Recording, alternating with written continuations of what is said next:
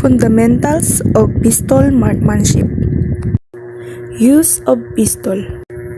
It is a police weapon in protecting public and also to target shooting, hunting small games, or personal self-defense. Cardinal rules. Treat all firearms as loaded. Never allow the muzzle of any firearm to point at anything you are not willing to destroy. Never put your finger near the trigger until you are ready to fire. Always be sure of your target and what is behind and in front of it. Safety. Point in a safe directions and remove the magazine. Open the slide by pulling it back 3 times, then hold and inspect the chamber visually and make sure that there is no round of ammunition in the chamber. Release the slide and squeeze the trigger while pointing it in safe directions. Always keep it firearm pointed in safe direction. Stance. Waiver stance. The dominant hand hold the pistols while the support hands wrap around the dominant hand. 1 foot forward a little bit, wherever you are comfortable to fire the firearms. Isosceles stance is a two-handed technique. The dominant hand hold the pistol while the support hand wraps the dominant hand. Both arms are straight locking the elbow. The arm and chest of the shooter describe an isosceles triangle. Modified isosceles stance is similar to the fighter stance or boxing stance, which aims you to keep the balance and react quickly and moving directions easily. Your knees is slightly bent and you are aggressive linked towards, and your upper body is a aggressive combat manner. The strong side foot is about 3 to 6 inches back from the weak side of foot. Balance. Your knee should be straightly bent, your back straight, and your head in its normal everyday positions. Arms and elbows should be locked but not overextended. Try not to disconnect your arms in your shoulder. Try to bend your elbows down above 1 inch. Remember, balance is the key to recoil management. Grip. Proper grip is very important in shooting. Start to unlock firearms when shooting with a two-handed grip on a semi-automatic pistol.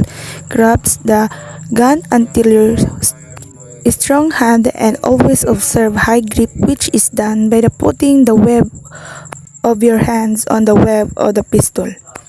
The web of your hands should be in line with your firearms, and your finger must be out of the trigger area but maintain the grip against the bottom of the grip guard. Your thumb should be on the top of the safety or the upper parts of the frame. Fingers should be square to the muzzles and the weak hand should contact the frame from top to the bottom. Point the thumb toward the target and straight touching on the dust cover of your frame. And the strong hand thumb is always on the top of the weak hand thumb. The index finger of the weak hand should touch the middle finger of the strong hand and should be 50-50 firm grip on the handgun. The elbow should be slightly bent about 1 inch in the downward position. Trigger and squeezing. Trigger control is usually important. Most common trigger control problem: anticipating recoil, jerking the trigger, pushing the trigger, snatching the trigger, healing. There are some drills to improve your trigger control.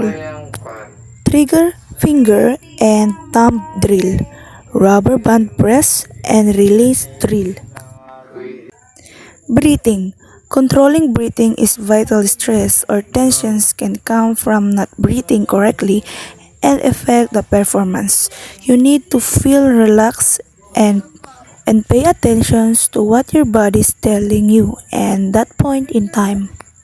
Follow through is the most important that the actual shooter pay attention on the range.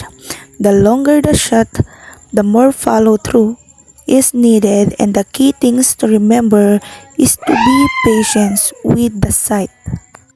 Sight. We as a police officer, we need to practice the iron sight. New or high-tech sight doesn't mean that you still can't miss. First, you need to know which eye is dominant. Remember, you will have a better shot if you shoot with the both eye opens. The top of the front sight must be aligned with the top of the rear sight, and the front sight to be clear and the rear sight and target blummy. Draw. It is the most important part of action shooting. The first shot gives you the confidence you need to finish the ring of fire. It is important that your gear fit firmly to the body. There should be no movement between the belt and the holster to the body. Loading and unloading. Bring your gun to positions through the drone muzzle pointing down range in a safe directions. Finger of the trigger guard and insert the magazine holding with a firm grip with the support hand holding the back of the slide. Pull back on the slide and release the slide so that the round can be chambered. M16 rifle marksmanship. Anti-correct gun 1960 made by Colt and substitute of M14 rifle made by Eugene Stoner.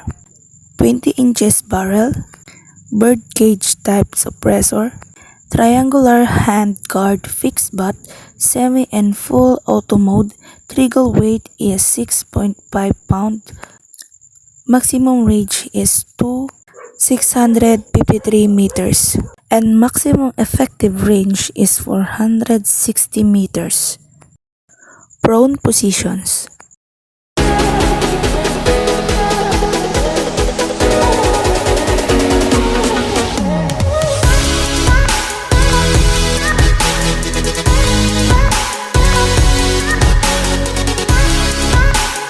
Kneeling position.